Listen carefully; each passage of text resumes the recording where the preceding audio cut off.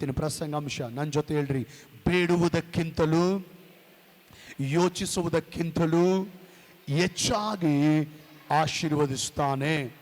ಲೂಕನ ಬರೆದ ಸುವಾರ್ತೆ 1ನೇ ಅಧ್ಯಾಯ 14ರಿಂದ 17ನೇ ವಚನದವರೆಗೂ. ನೀನು ಅವನಿಗೆ ಯೋಹಾನನೆಂದು ಹೆಸರಿಡಬೇಕು, ನಿನಗೆ ಸಂತೋಷವು ಉಲ್ಲಾಸವು ಉಂಟಾಗುವುದು ಮತ್ತು ಅವನು ಹುಟ್ಟಿದ್ದಕ್ಕೆ ಬಹುಜನರು ಸಂತೋಷ ಪಡುವರು. ಅವನು ಕರ್ತನ ದೃಷ್ಟಿಯಲ್ಲಿ ಮಹಾಪುರುಷನಾಗಿರುವನು. ದ್ರಾಕ್ಷರಸವನ್ನಾಗಲಿ ಯಾವ ಮದ್ಯವನ್ನಾಗಲಿ ಕುಡಿಯದವನಾಗಿರುವನು. ಅವನು ಹುಟ್ಟಿದಂದಿನಿಂದಲೂ ಪವಿತ್ರಾತ್ಮ ಭರಿತನಾಗಿರುವನು. ಇಸ್ರಾಯೇಲರಲ್ಲಿ ಅನೇಕರನ್ನು ಕರ್ತನ ಕಡೆಗೆ ತಿರುಗಿಸುವನು. ಅವನು ಆತನ ಮುಂದೆ ಹೋಗಿ ಎಲಿಯನ ಗುಣಶಕ್ತಿಗಳಿಂದ ಕೂಡಿದವನಾಗಿ ತಂದೆಗಳ ಹೃದಯವನ್ನು ಮಕ್ಕಳ ಕಡೆಗೂ ಹಠ ಹಿಡಿದವರನ್ನು ನೀತಿವಂತರ ಜ್ಞಾನದ ಕಡೆಗೂ ತಿರುಗಿಸಿ ಸಿದ್ಧವಾದ ಜನವನ್ನು ಕರ್ತನಿಗೆ ಒದಗಿಸುವನು ಎಂದು ಹೇಳಿದನು. ಇಲ್ಲಿ ದಂಪತಿಗಳಿದ್ದಾರೆ. ಆ ದಂಪತಿಗಳ ಹೆಸರು ಜಕರ್ಯ ಮತ್ತು ಎಲಿಜಬೆತ್. ಜಕರ್ಯ ಮತ್ತು ಎಲಿಜಬೆತ್ ಇವರಿಬ್ಬರು ದೇವರಲ್ಲಿ ಬಹಳ ಭಯಭಕ್ತಿ ಉಳ್ಳವರಾಗಿದ್ದಾರೆ. ದೇವರಲ್ಲಿ ಬಹಳ ಆಸಕ್ತಿ ಉಳ್ಳವರಾಗಿದ್ದಾರೆ. ದೇವರಲ್ಲಿ ಬಹಳ ಭಾರ ಉಳ್ಳವರಾಗಿದ್ದಾರೆ. ದೇವರನ್ನ ಬಹಳ ಪ್ರೀತಿ ಮಾಡುವಂಥ ದಂಪತಿಗಳು ಜಕರ್ಯ ಮತ್ತು ಎಲಿಜಬೆತರಾಗಿದ್ದಾರೆ. ಸತ್ಯವೇದ ಇವ್ರ ಬಗ್ಗೆ ಪರಿಚಯ ಮಾಡಿಕೊಡ್ತದೆ. ಇವರು ಕರ್ತನ ಎಲ್ಲ ಆಜ್ಞೆಗಳನ್ನು ಅನುಸರಿಸಿ ನಡೆಯುವಂಥ ದಂಪತಿಗಳಾಗಿದ್ದಾರೆ. ದೇವರ ಎಲ್ಲ ಮಾತುಗಳನ್ನು ಒಂದು ಕೂಡ ಚಾಚು ತಪ್ಪದೆ, ಒಂದು ಕೂಡ ಮಿಸ್ ಮಾಡದೆ, ಆತನ ಎಲ್ಲ ಆಜ್ಞೆಗಳಿಗೆ ಕರೆಕ್ಟಾಗಿ ಸರಿಯಾಗಿ ನಡ್ಕೊಳ್ಳುವಂಥ ದಂಪತಿಗಳು ಯಾರಾಗಿದ್ದಾರೆ? ಜಕರ್ಯ ಎಲಿಜಬೆತರಾಗಿದ್ದಾರೆ. ಅವರು ದೇವರನ್ನ ಅಷ್ಟು ಪ್ರೀತಿ ಮಾಡುವಾಗಲೂ, ದೇವರ ಎಲ್ಲ ಆಜ್ಞೆಗಳನ್ನು ಅವರು ಅನುಸರಿಸಿ ನಡೆಯುವಾಗಲೂ ಅವ್ರಿಗೊಂದು ಕೊರತೆ ಇದೆ. ಅವ್ರ ಹೃದಯದಲ್ಲಿ ಒಂದು ನೋವಿದೆ. ಆ ನೋವು ಏನಪ್ಪ ಅಂದರೆ ಅವರಿಗೆ ಸಂತಾನ ಇಲ್ಲ, ಅವರಿಗೆ ಮಕ್ಕಳಿಲ್ಲ. ಒಳ್ಳೆ ಪ್ರಾರ್ಥನೆ ಪರರೆ, ಆದರೆ ಮಕ್ಕಳಿಲ್ಲ. ದೇವರನ್ನ ಪ್ರೀತಿ ಮಾಡುವಂಥ ದಂಪತಿಗಳು, ಆದರೆ ಮಕ್ಕಳಿಲ್ಲ. ಕರ್ತನ ಒಂದು ಆಜ್ಞೆ ಕೂಡ ತಪ್ಪದಂಗೆ ದೇವರ ಆಜ್ಞೆಗಳನ್ನೆಲ್ಲ ಅನುಸರಿಸಿ ನಡೆಯುವಂಥ ದಂಪತಿಗಳೇ, ಆದರೆ ಏನು ಮಾಡೋದು? ಸಂತಾನ ಇಲ್ಲ. ಇನ್ನೊಂದು ಮಾತು ಹೇಳ್ತೀನಿ, ಸುತ್ತಮುತ್ತ ಅಕ್ಕಪಕ್ಕ ಎಲ್ಲರೂ ಕೂಡ ಎಂಥ ವಾತಾವರಣ ಇದೆ ಅಂದರೆ ಭಕ್ತಿಹೀನತೆಯ ವಾತಾವರಣ ಇದೆ. ಭಕ್ತಿಹೀನತೆ ವಾತಾವರಣ ಇದೆ. ಎಲ್ಲ ಅಕ್ಕಪಕ್ಕ ಜನ, ಹಿಂಜಾರಿ ಹೋದಂಥ ಜನ, ಬಿದ್ದು ಹೋದಂಥ ಜನ. ಆದರೆ ಅಂಥವರ ಮಧ್ಯದಲ್ಲಿ ಕೂಡ ಜೀವಿಸುವಾಗಲೂ ಕೂಡ ಜಕರ್ಯ ಎಲಿಜಬೆತ್ ದೇವರಿಗೆ ವಿಧೇಯತೆ ತೋರಿಸುವುದರಲ್ಲಿ ಅವರು ಬಹಳ ನಂಬಿಗಸ್ತರಾಗಿದ್ದಾರೆ, ಫೇತ್ಫುಲ್ ಆಗಿದ್ದಾರೆ. ಅಷ್ಟು ದೇವರಲ್ಲಿ ಅವರು ಪವರ್ಫುಲ್ ಆಗಿದ್ದರು, ಆತ್ಮಿಕವಾಗಿದ್ದರು. ಅವ್ರ ಹೃದಯದಲ್ಲಿ ಒಂದು ನೋವಿದೆ, ಅವ್ರ ಹೃದಯದಲ್ಲಿ ಒಂದು ದುಃಖ ಇದೆ, ಅವ್ರ ಹೃದಯ ಒಂದು ಬಾಧೆ ಇದೆ, ಅವ್ರ ಹೃದಯದಲ್ಲಿ ಒಂದು ವೇದನೆ ಇದೆ. ಆ ವೇದನೆ ಏನಂದರೆ ಅವರಿಗೆ ಮಕ್ಕಳಿಲ್ಲ, ಅವರಿಗೆ ಸಂತಾನ ಇಲ್ಲ. ಮಗಳೇ, ಸೋದರಿ, ಒಂದು ಮಾತು ಹೇಳೋಕ್ಕೆ ಇಷ್ಟಪಡ್ತೇನೆ. ಈಗ ಮಕ್ಕಳು ಇರೋರಿಗೆ ಬೆಲೆ ಗೊತ್ತಿಲ್ಲ, ಮಕ್ಕಳ ಬೆಲೆ. ಮಕ್ಕಳು ಇಲ್ಲದವರಿಗೆ ಮಕ್ಕಳ ಬೆಲೆ ಗೊತ್ತು. ಮಕ್ಕಳಾಗಬೇಕಂತೇಳಿ ಎಷ್ಟೋ ಕಡೆ ತಿರುಗ್ತಾ ಇದ್ದಾರೆ, ಎಷ್ಟೋ ಕಡೆ ಸುತ್ತಾ ಇದ್ದಾರೆ, ಆಸ್ಪತ್ರೆಗಳನ್ನ ಸುತ್ತಾ ಇದ್ದಾರೆ, ಮೆಡಿಷನ್ಗಳನ್ನ ತೆಗೆದುಕೊಳ್ತಾ ಇದ್ದಾರೆ.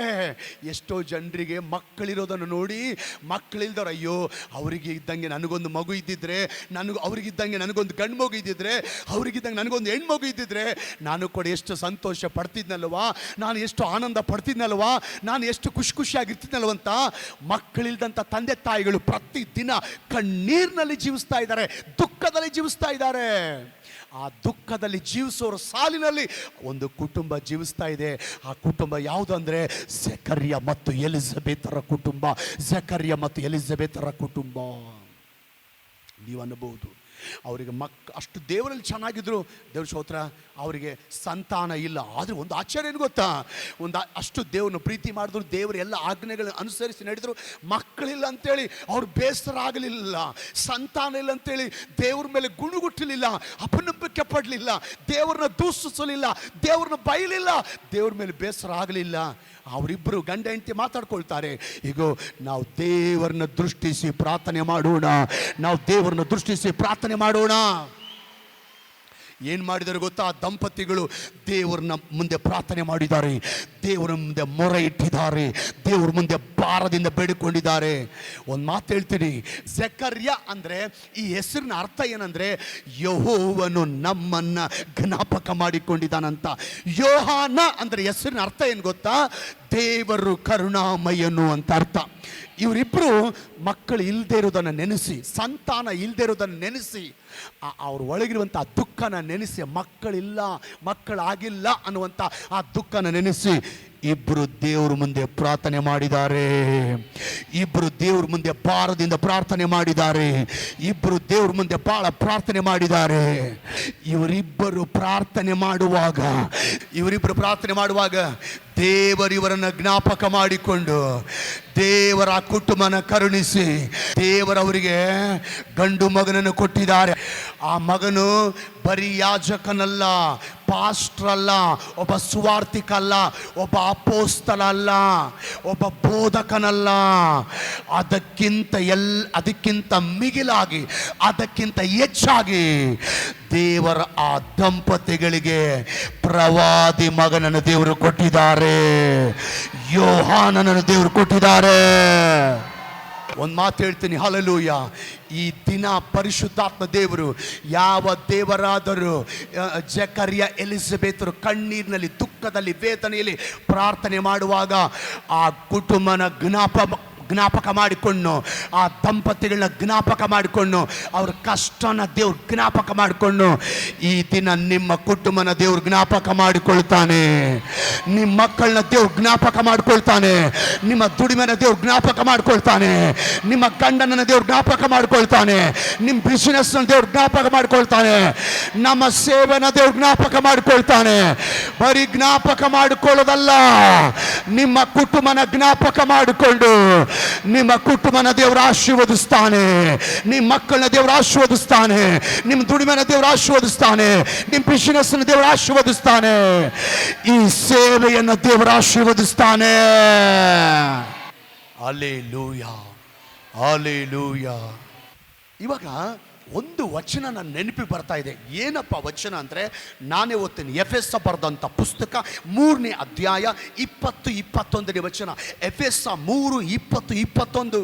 ನಮ್ಮಲ್ಲಿ ಕಾರ್ಯ ಸಾಧಿಸುವ ತನ್ನ ಶಕ್ತಿಯ ಪ್ರಕಾರ ನಾವು ಬೇಡುವುದಕ್ಕಿಂತಲೂ ಯೋಚಿಸುವುದಕ್ಕಿಂತಲೂ ಅತ್ಯಧಿಕವಾದದ್ದನ್ನು ಮಾಡಲು ಶಕ್ತನಾದ ದೇವರಿಗೆ ಸಭೆಯಲ್ಲಿಯೂ ಕ್ರಿಸ್ತ ಯೇಸುವಿನಲ್ಲಿಯೂ ತಲತಲಾಂತರಕ್ಕೂ ಯುಗಾಂತರಕ್ಕೂ ಸ್ತೋತ್ರ.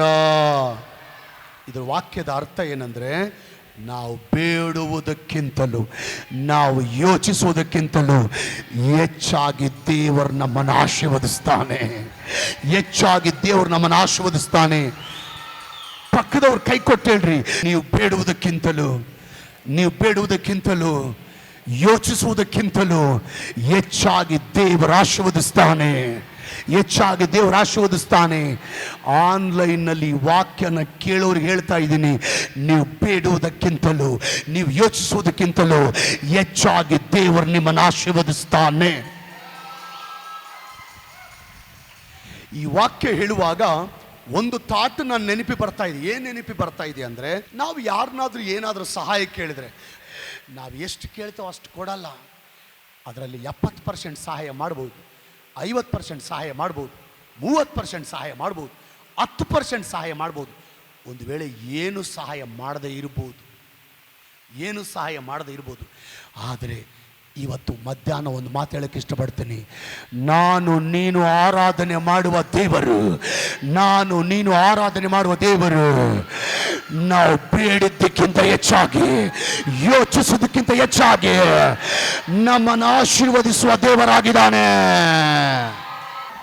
ಮಗನೇ ಸೋದರಿ, ಯೋಸೇಫನು ದೇವರೇ ನನ್ನ ಆಶೀರ್ವಾದ ಮಾಡಿದೇವರೆ ಅಂತ ಪ್ರಾರ್ಥನೆ ಮಾಡಿದ್ದಾನೆ. ಆದರೆ ಯೋಸೇಫನು ಕೂಡ ಯಾವತ್ತೂ ಕೂಡ ದೇವರು ನನ್ನನ್ನು ಐಗುಪ್ತ ದೇಶಕ್ಕೆ ಪ್ರಧಾನಮಂತ್ರಿ ಮಾಡ್ತಾನಂತ ಯಾವತ್ತು ಅನ್ಕೊಂಡಿಲ್ಲ. ಆದರೆ ಪ್ರಾರ್ಥನೆ ಮಾಡಿದ್ದಾನೆ, ದೇವರು ನನ್ನ ಆಶೀರ್ವದಿಸು ಅಂತ ಪ್ರಾರ್ಥನೆ ಮಾಡಿದ್ದಾನೆ. ಆದರೆ ನಾನು ಐಗುಪ್ತ ದೇಶಕ್ಕೆ ಪ್ರಧಾನಮಂತ್ರಿ ಆಗ್ತೇನೆ ಅಂತ ಯಾವತ್ತು ಅನ್ಕೊಂಡಿಲ್ಲ. ಆದರೆ ಆದರೆ ಯೋಸೇಫನ ದೇವರು, ಅಬ್ರಹಾಮನ ದೇವರು, ಈಸಾಕನ ದೇವರು, ಯಾಕೋಬನ ದೇವರು ಯೋಸೇಫನನ್ನು ಐಗುಪ್ತ ದೇಶಕ್ಕೆ ಪ್ರಧಾನ ಮಂತ್ರಿಯಾಗಿ ಮಾಡಿ ಅವನು ಬೇಡಿದಕ್ಕಿಂತ ಹೆಚ್ಚಾಗಿ, ಯೋಚಿಸಿದಕ್ಕಿಂತ ಹೆಚ್ಚಾಗಿ ಯೋಸೇಫನನ್ನು ದೇವರು ಆಶೀರ್ವದಿಸಿದಾನೆ. ಮೋಶೆ ಪ್ರಾರ್ಥನೆ ಮಾಡಿರ್ಬೋದು, ಮಾಡಿಲ್ವ ಮೋಶೆ? ನಮಗಿಂತ ಒಳ್ಳೆ ವಿಶ್ವಾಸಿ ಮೋಶೆ, ನಮಗಿಂತ ಒಳ್ಳೆ ಸೇವಕನು ಮೋಶೆ. ಮೋಶೆ ಪ್ರಾರ್ಥನೆ ಮಾಡಿದ್ದಾನೆ. ಆದರೆ ಮೋಶೆ ಯಾವತ್ತು ಕೂಡ ನಾನು 30 ಲಕ್ಷ ಮಂದಿ ಮೇಲೆ ಪಾಸ್ಟರ್ ಆಗ್ತೀನಂತ ಯಾವತ್ತು ಅನ್ಕೊಂಡಿಲ್ಲ. ಒಂದು ದಿನ ಕೂಡ ಅನ್ಕೊಂಡಿಲ್ಲ. ಎಲ್ಲನೂ ತೋರಿಸ್ತೀರ ದೇವರೇ, ನನ್ನ 30 ಲಕ್ಷ ಮಂದಿ ಮೇಲೆ ಪಾಸ್ಟರ್ ಮಾಡಂತ ಪ್ರೇಯರ್ ಮಾಡಿದ್ದನ್ನು, ಬಯಸಿದ್ದನ್ನು, ಕೇಳಿದ್ದನ್ನು ನೀವು ಬೈಬಲಲ್ಲಿ ಎಲ್ಲಾದರೂ ತೋರಿಸ್ತೀರಾ? ಸಾಧ್ಯನೇ ತೋರ್ಸೋಕ್ಕಾಗಲ್ಲ. ಪ್ರೇಯರ್ ಮಾಡೇನಷ್ಟೇ, ದೇವರು ನನ್ನ ಆಶೀರ್ವದಿಸು ಅಷ್ಟೇ. ಆದರೆ ಯಾವತ್ತು ನಾನು 30 ಲಕ್ಷ ಮಂದಿ ಮೇಲೆ ಪಾಸ್ಟರ್ ಆಗ್ತೀನಂತ ಅನ್ಕೊಂಡಿಲ್ಲ. ಆದರೆ ನನ್ನ ದೇವರು ಮೋಶೆನ 30 ಲಕ್ಷ ಮಂದಿ ಮೇಲೆ ಪಾಸ್ಟರ್ ಆಗಿ ಮಾಡಿ, ನಾಯಕನಾಗಿ ಮಾಡಿ, ಮೋಶೆ ಬೇಡಿದ್ದಕ್ಕಿಂತ ಹೆಚ್ಚಾಗಿ, ಮೋಶೆ ಯೋಚಿಸೋದಕ್ಕಿಂತ ಹೆಚ್ಚಾಗಿ ಮೋಶೆಯ ಜೀವಿತವನ್ನು ದೇವರು ಆಶೀರ್ವದಿಸಿದಾನೆ.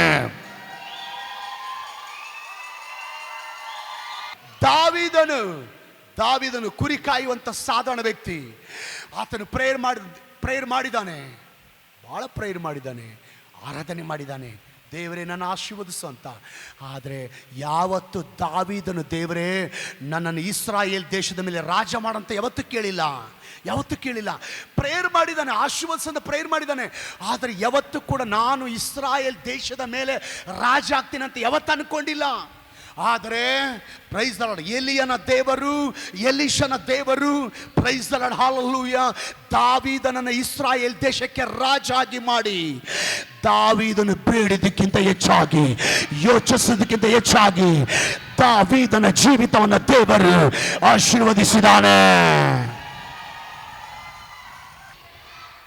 ಇನ್ನೊಂದು ಮಾತು ಹೇಳ್ಬಿಡ್ತೀನಿ, ಹಲ್ಲೆಲೂಯಾ. ಎಸ್ತೇರಳು ಅನಾಥಳು, ತಂದೆ ಇಲ್ಲ ತಾಯಿ ಇಲ್ಲ. ತಂದೆ ತಾಯಿ ಇರುವಂಥ ಮಕ್ಕಳು ಇವತ್ತಿನ ಕಾಲದಲ್ಲಿ ಉದ್ಧಾರ ಆಗೋದು ಕಷ್ಟ. ಅಂಥದ್ದು ತಂದೆ ಇಲ್ಲ ತಾಯಿ ಇಲ್ಲ. ಆದರೆ ಎಸ್ತೇರಳು, ದೇವರೇ ನನ್ನ ಆಶೀರ್ವದಿಸಪ್ಪ, ನಾನು ಅನಾಥಳಪ್ಪ,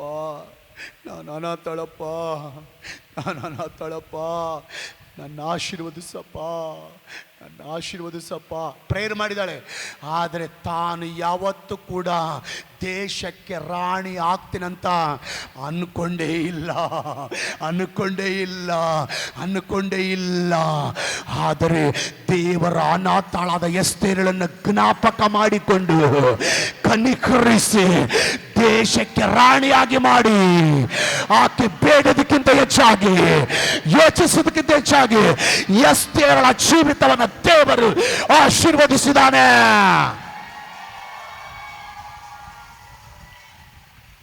ಇವತ್ತು ನಿಮ್ಮ ಮುಂದೆ ವಾಕ್ಯ ಸಾರುವಂತ ನಾನು ದೇವ ನನ್ನ ಆಶೀರ್ವದಿಸುವಂತ ಪ್ರೇಯರ್ ಮಾಡಿದ್ದೀನಿ, ದೇವ ನನ್ನ ಆಶೀರ್ವಾದ ಮಾಡೋಂಥ ಪ್ರಾರ್ಥನೆ ಮಾಡಿದ್ದೀನಿ. ಆದರೆ ಸತ್ಯ ಹೇಳ್ತೀನಿ, ಹಲ್ಲೆಲೂಯಾ, ದೇವರು ನನಗೆ ಒಳ್ಳೆ ಸಭೆ ಕೊಟ್ಟು, ದೇವರಿಗೆ ಸ್ತೋತ್ರ, ದೇವರು ನನ್ನನ್ನು ಇಂಥ ಉತ್ತಮ ಸ್ಥಿತಿಗೆ ತರ್ತಾನಂತ ನಾನು ಯಾವತ್ತೂ ಅನ್ಕೊಂಡಿಲ್ಲ. ದೇವರು ನನ್ನನ್ನು ಸೇವೆಯಲ್ಲಿ ಬಲವಾಗಿ ಉಪಯೋಗ ಮಾಡ್ತಾನಂತ ನಿಜವಾಗ್ಲೂ ನಾನು ಯಾವತ್ತೂ ಅನ್ಕೊಂಡಿಲ್ಲ. ದೇವರು ನನಗೆ ಒಳ್ಳೆ ಸೇವೆ ಕೊಟ್ಟು, ಆತ್ಮಗಳನ್ನ ಕೊಟ್ಟು, ನಾನು ಬೇಡಿದಕ್ಕಿಂತ ಹೆಚ್ಚಾಗಿ, ಯೋಚಿಸೋದಕ್ಕಿಂತ ಹೆಚ್ಚಾಗಿ ದೇವರು ನನ್ನನ್ನು ಆಶೀರ್ವದಿಸಿದಾನೆ.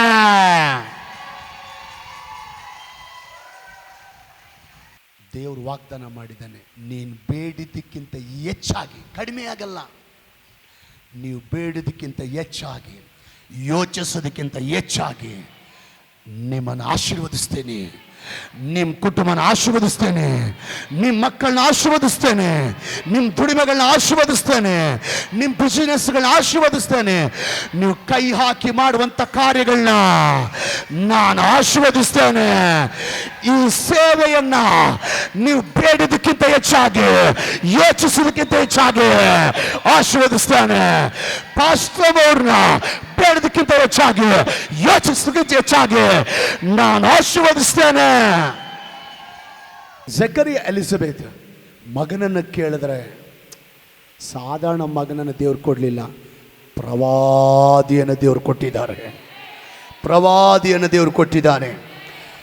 ಇಲ್ಲಿ ಕೂತವರಲ್ಲಿ, ಆನ್ಲೈನ್ನಲ್ಲಿ ವಾಕ್ಯ ಕೇಳುವವರಲ್ಲಿ ಭಾಳ ಜನರನ್ನು ದೇವ್ರು ಹೆಂಗೆ ಆಶೀರ್ವಾದ ಮಾಡಿದಾರಂದರೆ, ಭಾಳ ಕುಟುಂಬಗಳನ್ನ ದೇವ್ರು ಹೆಂಗೆ ಆಶೀರ್ವಾದ ಮಾಡಿದಾರಂದರೆ, ಭಾಳ ಜನ ದೇವ್ರ ಮಕ್ಕಳನ್ನ ದೇವ್ರು ಹೆಂಗೆ ಆಶೀರ್ವಾದ ಮಾಡಿದಾನಂದರೆ, ಅವರು ಚಿಕ್ಕ ಸೇವೆ ಕೇಳಿದರೆ ದೇವ್ರು ದೊಡ್ಡ ಸೇವೆ ಕೊಟ್ಟಿದ್ದಾನೆ.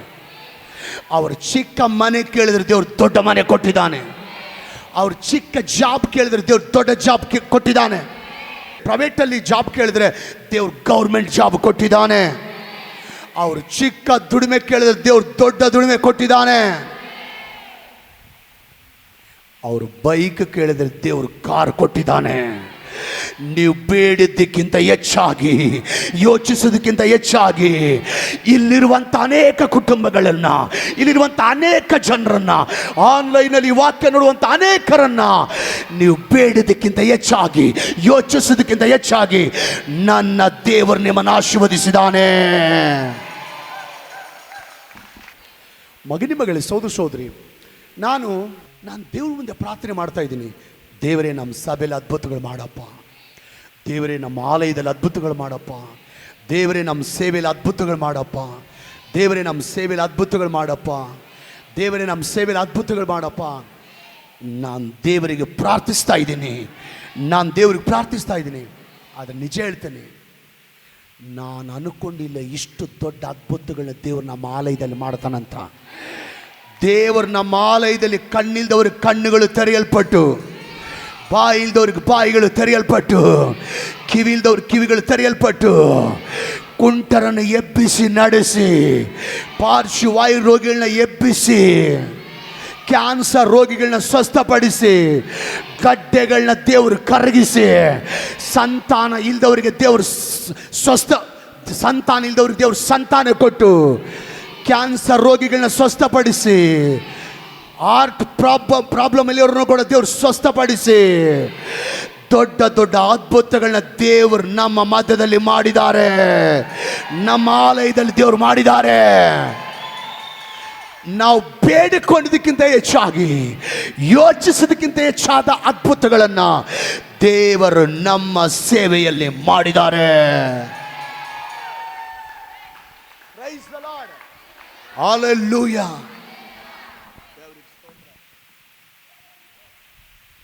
ಯಾಕೆಂದರೆ ದೇವ್ರ ವಾಗ್ದಾನ ನಾವು ಬೇಡಿದ್ದಕ್ಕಿಂತ ಹೆಚ್ಚಾಗಿ, ನಾನು ಅನ್ಕೊತೀನಿ ನಾವು ಎಷ್ಟು ಕೇಳ್ತೀವಿ ಅಷ್ಟು ಕೊಡಲ್ಲ. ಆದರೆ ಈ ಭೂಮಿ ಮೇಲೆ ನಾವು ಬೇಡಿದ್ದಕ್ಕಿಂತ ಹೆಚ್ಚಾಗಿ ಕೊಡುವಂಥ ಮನಸ್ಸು ಯಾರಿಗಾದರೂ ಇದೆ ಅಂದರೆ ಅದು ಕರ್ತನಾದ ಯೇಸಯ್ಯಗೆ ಮಾತ್ರ. ಅದು ಕರ್ತನಾದ ಯೇಸಯ್ಯಗೆ ಮಾತ್ರ. ದೇವರು ಜಕರಿಯ ಎಲಿಜಬೆತರನ್ನ ಜ್ಞಾಪಕ ಮಾಡಿಕೊಂಡು ಅವ್ರ ಮೇಲೆ ಕರುಣೆ ತೋರಿಸಿ ದೇವರು ಅವರಿಗೆ ಪ್ರವಾದಿ ಮಗನನ್ನು ದೇವರು ಕೊಟ್ಟಿದ್ದಾರೆ. ಯೋಹಾನನನ್ನು ದೇವರು ಅವರಿಗೆ ಕೊಟ್ಟಿದ್ದಾರೆ. ನಿಮ್ಮ ಪ್ರಾರ್ಥನೆ ಕೂಡ ದೇವ್ರು ಕೇಳ್ತಾನೆ. 100% ದೇವ್ರು ನಿಮ್ಮ ಪ್ರಾರ್ಥನೆ ಕೇಳ್ತಾನೆ. ಇದು ಮಾತು ಹೇಳ್ತೀನಿ, ಹಣ ಹೊಂದ್ಕೋಬಹುದು, ನಾವು ಆಸ್ತಿ ಹೊಂದ್ಕೋಬಹುದು, ನಾವು ಬೆಳ್ಳಿ ಬಂಗಾರ ಹೊಂದ್ಕೋಬಹುದು, ನಾವು ಹೆಸರು ಕೀರ್ತಿ ಹೊಂದ್ಕೋಬಹುದು, ನಾವು ಮಕ್ಕಳನ್ನ ಹೊಂದ್ಕೊಳ್ಳೋಕ್ಕಾಗಲ್ಲ. ಮಕ್ಕಳನ್ನ ದೇವರೇ ಕೊಡಬೇಕು, ದೇವರೇ ಕೊಡಬೇಕು. ಇನ್ನು ಮಾತು ಹೇಳ್ತೀನಿ. ಹಲ್ಲೆಲೂಯಾ. ಬೈಬಲಲ್ಲಿ 127ನೇ ಕೀರ್ತನೆ 3ನೇ ವಚನ ಈಗ ಹೇಳ್ತದೆ, ಪುತ್ರ ಸಂತಾನವು ಯೆಹೋವನಿಂದ ಬಂದ ಸ್ವಾಸ್ಥ್ಯವು, ಗರ್ಭಫಲ ಆತನ ಬಹುಮಾನವೇ. Price the lord. ದೇವರು ಜಕರ್ಯ ಮತ್ತು ಎಲಿಜಬೆತರನ್ನು ಕನಿಕರಿಸಿ ದೇವರು ಸಂತಾನ ಭಾಗ್ಯವನ್ನು ಬಹುಮಾನವಾಗಿ ದೇವರು ಅವರಿಗೆ ಕೊಟ್ಟಿದ್ದಾರೆ. ಆಮೇನ್. ಓಕೆ, ಈ ಸಂದರ್ಭದಲ್ಲಿ ಈಗ ಲೂಕನ ಬರೆದ ಸುವಾರ್ತೆ 1ನೇ ಅಧ್ಯಾಯ 15ನೇ ವಚನದಲ್ಲಿ ಈಗ ದೇವ್ರ ಮಗನನ್ನು ಕೊಟ್ಟರು. ಯಾರಿಗೆ? ಯಾರ ಮಗನು? ಯೋಹಾನ್. ಯಾರ ಮಗನು? ಯೋಹಾನ್. ಯಾರ ಮಗನು? ಯೋಹಾನ್. ಹಂಗೆ ರೀ, ಈ ಯೋಹಾನನ ಬಗ್ಗೆ ದೇವರು ಪ್ರವಾದನೆ ಹೇಳ್ತಾನೆ. ಏನಂತ ಹೇಳ್ತಾನೆ ಪ್ರವಾದನೆ ಯೋಹಾನನ ಬಗ್ಗೆ? ಲೂಕ 1:14 ಮತ್ತು 15 ನನ್ನ ಜೊತೆ ಹೇಳ್ರಿ. ಅವನು ಹುಟ್ಟಿದ್ದಕ್ಕೆ ಬಹು ಜನರು ಸಂತೋಷ ಪಡುವರು. ಜಕರಿಯ ಎಲಿಜಬೆತರ ಮಗನಾಗಿರುವಂಥ ಯೋಹಾನನ ಬಗ್ಗೆ ದೇವರು ಪ್ರವಾದನೆ ಹೇಳ್ತಾನೆ, ಅವನು ಹುಟ್ಟಿದ್ದಕ್ಕೆ ಬಹು ಜನರು ಸಂತೋಷ ಪಡುವರು ಅಂತ. ಈಗ ಇದು ಯಾರ ಬಗ್ಗೆ ಪ್ರವಾದನೆ ಅಂದರೆ, ಜಕರಿಯ ಎಲಿಜಬೆತರಿಗೆ ದೇವರು ಕೊಟ್ಟಂಥ ಮಗನಾಗಿರುವಂಥ ಯೋಹಾನನ ಕುರಿತಾಗಿ ದೇವರು ತಿಳಿಸುವಂಥ ಪ್ರವಾದನೆ. ಅರ್ಥ ಆಯ್ತಾ? ಓಕೆ, ಒಬ್ಬ ವ್ಯಕ್ತಿ ವಿಷಯದಲ್ಲಿ ಭಾಳ ಜನ ಯಾವಾಗ ಸಂತೋಷ ಪಡ್ತಾರಂದರೆ, ಅವನು ಅನೇಕರಿಗೆ ಸಹಾಯ ಮಾಡುವಾಗ, ಅವನು ಅನೇಕರಿಗೆ ಆಶೀರ್ವಾದವಾಗಿ ನಿಲ್ಲುವಾಗ. ನಾನು ಹೇಳೋದು ಕರೆಕ್ಟಾ? ಒಬ್ಬ ವ್ಯಕ್ತಿ ಬಗ್ಗೆ ಬಹಳ ಜನ ಯಾವಾಗ ಸಂತೋಷ ಪಡ್ತಾರಂದರೆ, ಆ ವ್ಯಕ್ತಿ ಭಾಳ ಜನರಿಗೆ ಸಹಾಯ ಮಾಡುವಾಗ, ಭಾಳ ಜನರಿಗೆ ಹೆಲ್ಪ್ ಮಾಡುವಾಗ, ಅನೇಕರಿಗೆ ಆಶೀರ್ವಾದವಾಗಿ ನಿಲ್ಲುವಾಗ ಆ ವ್ಯಕ್ತಿ ವಿಷಯದಲ್ಲಿ ಭಾಳ ಜನ ಸಂತೋಷ ಪಡ್ತಾರೆ. ದೇವರು ವಾಗ್ದಾನ ಮಾಡಿದಂತೆ ಯೋಹಾನನ ವಿಷಯದಲ್ಲಿ ದೇವರು ಅವನನ್ನು ಪ್ರವಾದಿಯಾಗಿ ಮಾಡಿ ದೊಡ್ಡ ಸೇವೆಯಲ್ಲಿ ಅವನನ್ನು ಉಪಯೋಗ ಮಾಡಿ ಅನೇಕರಿಗೆ ಸುವಾರ್ತೆ ಸಾರಿ ಅನೇಕರಿಗೆ ದೇವರು ಅವನನ್ನು ಆಶೀರ್ವಾದವಾಗಿ ನಿಲ್ಲುವಂತೆ ಆ ವಾಗ್ದಾನ ದೇವರ ಆ ಮಗನ ಜೀವಿತದಲ್ಲಿ ದೇವರು ನೆರವೇರಿಸಿದ್ದಾನೆ. ನೀವು ನಂಬಿಕೆಯಿಂದ ಚಪ್ಪಾಳೆ ತಟ್ರಿ. ನಿಮ್ಮ ಮಕ್ಕಳನ್ನ ದೇವರು ಆಶೀರ್ವದಿಸಿ, ನಿಮ್ಮ ಮಕ್ಕಳನ್ನ ದೇವರು ಡಾಕ್ಟರ್ ಆಗಿ ಮಾಡಿ, ಇಂಜಿನಿಯರ್ ಆಗಿ ಮಾಡಿ, IAS ಆಗಿ ಮಾಡಿ, IPS ಆಗಿ ಮಾಡಿ, ಕಲೆಕ್ಟರ್ ಆಗಿ ಮಾಡಿ, DC ಆಗಿ ಮಾಡಿ, ಇನ್ನು ಉನ್ನತ ಸ್ಥಾನಕ್ಕೆ ತಂದು ನಿಮ್ಮ ಮಕ್ಕಳು ಅನೇಕರಿಗೆ ಸಹಾಯ ಮಾಡುವಂತೆ, ಬಡವರಿಗೆ ಸಹಾಯ ಮಾಡುವಂತೆ, ನಿರ್ಗತಿಕರಿಗೆ ಸಹಾಯ ಮಾಡುವಂತೆ, ಅನೇಕರಿಗೆ ಆಶೀರ್ವಾದವಾಗಿ ನಿಲ್ಲುವಂತೆ ನನ್ನ ದೇವರು ನಿಮ್ಮ ಮಕ್ಕಳನ್ನು ಆಶೀರ್ವಾದ ಮಾಡುವ ದೇವರಾಗಿದ್ದಾನೆ. Praise the lord. ಹಲ್ಲೆಲೂಯಾ. ದೇವರಿಗೆ ಸ್ತೋತ್ರ. ಯೋಹಾನ ಹುಟ್ಟಿದ್ದಕ್ಕೆ ದೇವ್ರ ವಾಗ್ದಾನ ಏನು? ಬಹಳ ಜನ ಸಂತೋಷ ಪಡುವರು. ಸಾರಳಿಗೆ ಮಗನು ಹುಟ್ಟುತ್ತಾನೆ, ಇಸ್ಸಾಕನು ಹುಟ್ಟುವಾಗ ಬೈಬಲ್ ವಾಕ್ಯ ಹೇಳ್ತದೆ, ದೇವರು ನನ್ನನ್ನು ನಗುವಂತೆ ಮಾಡಿದ್ದಾನೆ ಅಂತೇಳಿ ಆ ತಾಯಿ ಸಾರಳು ಮಗನಿಗೆ ಹೆಸರಿಡ್ತಾಳೆ ಇಸಾಕ ಅಂತೇಳಿ. ಅಂದರೆ ಇಸಾಕನು ಹುಟ್ಟುವಾಗ ತಾಯಿಗೆ ಏನಾಗಿದೆ? ಸಂತೋಷವಾಗಿದೆ. ಯೋಹಾನನು ಹುಟ್ಟುವಾಗ ಬಹು ಜನರಿಗೆ ಏನಾಗಿದೆ? ಸಂತೋಷವಾಗಿದೆ. ಏಸಯ್ಯ ಹುಟ್ಟುವಾಗ ಲೋಕಕ್ಕೆ ಏನಾಗಿದೆ? ಸಂತೋಷ ಉಂಟಾಗಿದೆ. ಏಸಯ್ಯ ಹುಟ್ಟುವಾಗ ಲೋಕಕ್ಕೆ ಸಂತೋಷವಾಗಿದೆ. ಒಂದು ಮಾತು ಹೇಳ್ತೀನಿ, ನಿಮ್ಮ ಜೀವಿತ ಅನೇಕರಿಗೆ ಸಂತೋಷ ಉಂಟು ಮಾಡೋ ಥರ ಇರಬೇಕು ಹೊರ್ತು ಅಸಂತೋಷ ಉಂಟು ಮಾಡೋ ಥರ ಇರಬಾರ್ದು. ನಿಮ್ಮ ಜೀವಿತ ಅನೇಕರ ಕಣ್ಣೀರು ಒರೆಸೋ ಥರ ಇರಬೇಕು ಹೊರ್ತು ಅನೇಕರಿಗೆ ಕಣ್ಣೀರು ತರಿಸೋ ಥರ ಇರಬಾರ್ದು. ನಿಮ್ಮ ಜೀವಿತ ನಿಮ್ಮ ಸ್ವಂತದವರು, ದೂರದವರು, ಹೊರಗಿನವರು, ಒಳಗಿನವರು ನಿಮ್ಮ ಜೀವಿತ ನೋಡಿ ಶಭಾಷ್ ಅನ್ನೋ ಥರ ಇರಬೇಕು ಹೊರ್ತು ನಿಮ್ಮ ಜೀವಿತ ನೋಡಿ ಚೀತು ಅನ್ನಂಗೆ ನಿಮ್ಮ ಜೀವಿತ ಇರಬಾರ್ದು.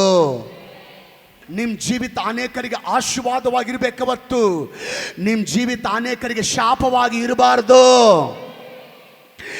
ನಿಮ್ಮ ಜೀವಿತ ನೋಡಿದವರು ಹುಟ್ಟಿದ್ರೆ ಇಂಥ ಮಗ ಹುಟ್ಟಬೇಕಪ್ಪ, ಹುಟ್ಟಿದ್ರೆ ಇಂಥ ಮಗಳು ಹುಟ್ಟಬೇಕಪ್ಪ ಅನ್ನಂಗೆ ಇರಬೇಕು ಹೊರ್ತು ಇಂಥ ಮಗ ಯಾಕನ ಹುಟ್ಟನಪ್ಪ, ಇಂಥ ಮಗಳು ಯಾಕನ ಹುಟ್ಟಳಪ್ಪ ಅನ್ನಂಗೆ ನಿಮ್ಮ ಜೀವಿತ ಇರಬಾರ್ದು. ಯೋಹಾನ ಹುಟ್ಟುವಾಗ ಭಾಳ ಜನರಿಗೆ ಸಂತೋಷ ಆಯಿತು. ಇಸಾಕ್ ಹುಟ್ಟುವಾಗ ತಾಯಿಗೆ ಸಂತೋಷ ಆಯಿತು. ಏಸಯ್ಯ ಹುಟ್ಟುವಾಗ ಭಾಳ ಜನರಿಗೆ. ಒಂದು ಮಾತು ಹೇಳ್ತೀನಿ, ಭಾಳ ಜನ ಯವನಸ್ಥ ಮಕ್ಕಳು ತಂದೆ ತಾಯಿಗಳನ್ನ ಸಂತೋಷವಾಗಿ ನೋಡಿಕೊಳ್ಳೋದ್ರ ಬದಲು ಪ್ರತಿದಿನ ಅವ್ರನ್ನ ಅಳಿಸ್ತಾ ಇದ್ದೀರಿ, ಪ್ರತಿದಿನ ಕಣ್ಣೀರಿನಿಂದ ಕೈ ತೊಳಿಸ್ತಾ ಇದ್ದೀರಿ, ನಿಮ್ಮ ಕೆಟ್ಟ ವರ್ತನೆಗಳಿಂದ ಅವ್ರನ್ನ ಅಳಿಸ್ತಾ ಇದ್ದೀರಿ. ಆ ಹುಡುಗಿ ಸಹವಾಸ ಮಾಡಬೇಡಪ್ಪ ಅಂತ ಹೇಳಿದ್ರು, ಆ ಹುಡುಗನ ಸಹವಾಸ ಮಾಡಬೇಡಪ್ಪ ಅಂತ ಹೇಳಿದ್ರು, ಅದೇ ಹುಡುಗನ ಸಹವಾಸ ಮಾಡಿ, ಅದೇ ಹುಡುಗಿ ಸಹವಾಸ ಮಾಡಿ ನಿಮ್ಮ ತಂದೆ ತಾಯಿಗಳನ್ನ ಅಳಿಸ್ತಾ ಇದ್ದೀರಿ. ಎಲ್ಲರ ಎದುರಿಗೆ ಅವರಿಗೆ ಮರ್ಯಾದೆ ಇಲ್ದಂಗೆ ಮಾತಾಡಿ, ರೆಸ್ಪೆಕ್ಟ್ ಇಲ್ದಂಗೆ ಮಾತಾಡಿ ಅವ್ರನ್ನ ಅಳಿಸ್ತಾ ಇದ್ದೀರಿ. ಡ್ರಿಂಕ್ಸ್ ಮಾಡಬೇಡಪ್ಪ, ಸಿಗರೇಟ್ ಸೇದ್ಬೇಡಪ್ಪ, ಗುಟ್ಕಾ ತಿನ್ಬೇಡಪ್ಪ, ತಂಬಾಕು ತಿನ್ಬೇಡಪ್ಪ, ಪಾಪಿಷ್ಟ ಸ್ನೇಹಿತರ ಜೊತೆ ಹೋಗ್ಬೇಡಪ್ಪ ಅಂತ ಹೇಳಿದ್ರು, ಅದೇ ಪಾಪಿಷ್ಟ ಅಲವಾಟುಗಳನ್ನ ಮಾಡುತ್ತಾ ಪಾಪಿಷ್ಟ ಫ್ರೆಂಡ್ಸ್ ಜೊತೆ ಹೋಗುತ್ತಾ ತಂದೆ ತಾಯಿಗಳನ್ನ ಪ್ರತಿದಿನ ಅಳಿಸ್ತಾ ಇದ್ದೀರಿ. ನೀವು ಮಾಡೋ ತಪ್ಪಿಗೆ ಅವರು ಬಯಸ್ಕೊಳ್ಳಂಗೆ ಮಾಡಿ, ಅವರು ಉಗಿಸ್ಕೊಳ್ಳುವಂತೆ ಮಾಡಿ ಅಳಿಸ್ತಾ ಇದ್ದೀರಿ. ನಿಮಗೆ ಜನ್ಮ ಕೊಡುವಾಗ ಅಳಿಸಿದಿರಿ, ಸಾಕಿ ಬೆಳೆಸುವಾಗ ನಾನಾ ಕಾಟಗಳನ್ನು ಕೊಟ್ಟು ಅವ್ರನ್ನ ಅಳಿಸಿದಿರಿ. ಕೊನೆಗೆ ಮದುವೆ ಆಗುವಾಗ ಹೆಂಡತಿ ಮಾತು ಕೇಳಿ ಆ ತಂದೆ ತಾಯಿಗಳನ್ನ ಮನೆಯಿಂದ ಹೊರಗಡೆ ಹಾಕಿ ಅವ್ರ ಅನಾಥಾಶ್ರಮನ ವೃದ್ಧಾಶ್ರಮನ ಸೇರುವಂತೆ ಮಾಡಿ ಅವ್ರನ್ನ ಅಳಿಸಿದ್ರಿ. ಅವ್ರು ನಿಮಗೆ ಜನ್ಮ ಕೊಟ್ಟ ತಪ್ಪಿಗೆ, ಸಾಕಿ ಬೆಳೆಸಿದ ತಪ್ಪಿಗೆ ಇದನ್ನ ನೀವು ನಿಮ್ಮ ತಂದೆ ತಾಯಿಗಳಿಗೆ ಕೊಡುವಂತ ಬಹುಮಾನ. ಬೈಬಲಲ್ಲಿ ಒಂದು ವಾಕ್ಯ ಇದೆ, ಜ್ಞಾನೋಕ್ತಿ 20:20 ಹೀಗೆ ಹೇಳ್ತದೆ, ತಂದೆಯನ್ನಾಗಲಿ ತಾಯಿಯನ್ನಾಗಲಿ ಶಪಿಸುವವನ ದೀಪವು ಮಧ್ಯರಾತ್ರಿಯ ಅಂಧಕಾರದಲ್ಲಿ ಆರಿ ಹೋಗುವುದು, ಆರಿ ಹೋಗುವುದು. ಪ್ರಿಯ ಮಗನೇ, ಮಗಳೇ, ಸಹೋದರ ಸಹೋದರಿ, ನನಗೂ ನಿನಗೂ ಆ ಗತಿ ಬರಬಾರ್ದಂದ್ರೆ ತಂದೆ ತಾಯಿಗಳನ್ನ ಚೆನ್ನಾಗಿ ನೋಡ್ಕೊಳ್ರಿ, ತಂದೆ ತಾಯಿಗಳನ್ನ ಚೆನ್ನಾಗಿ ನೋಡ್ಕೊಳ್ರಿ. ಯೋಹಾನನ ಹುಟ್ಟಿದ್ದಕ್ಕೆ ಎಷ್ಟು ಜನರಿಗೆ ನೀವು ಹೇಳ್ರಿ, ಯೋಹಾನನ ಹುಟ್ಟಿದ್ದಕ್ಕೆ ಭಾಳ ಜನರಿಗೆ, ಇಸಾಕ್ ಹುಟ್ಟಿದ್ದಕ್ಕೆ ತಾಯಿಗೆ ಹೇಳ್ರಿ ಸಂತೋಷ ಆಯ್ತು ಅಂತ ಹೇಳ್ರಿ, ಬಾಯಿ ತರದ ಸಂತೋಷ ಆಯ್ತು. ಏಸಯ್ಯ ಹುಟ್ಟಿದ್ದಕ್ಕೆ ಲೋಕದ ಎಲ್ಲ ಜನರಿಗೆ ಒಂದು ಮಾತು ಹೇಳ್ತೇನೆ, ನಮ್ಮ ಜೀವಿತ ಇನ್ನೊಬ್ಬರ ಕಣ್ಣಲ್ಲಿರುವಂಥ ಕಣ್ಣೀರು ಒರೆಸ್ಬೇಕೆ ಹೊರತು ಕಣ್ಣೀರು ತರಿಸೋ ಥರ ಇರಬಾರ್ದು.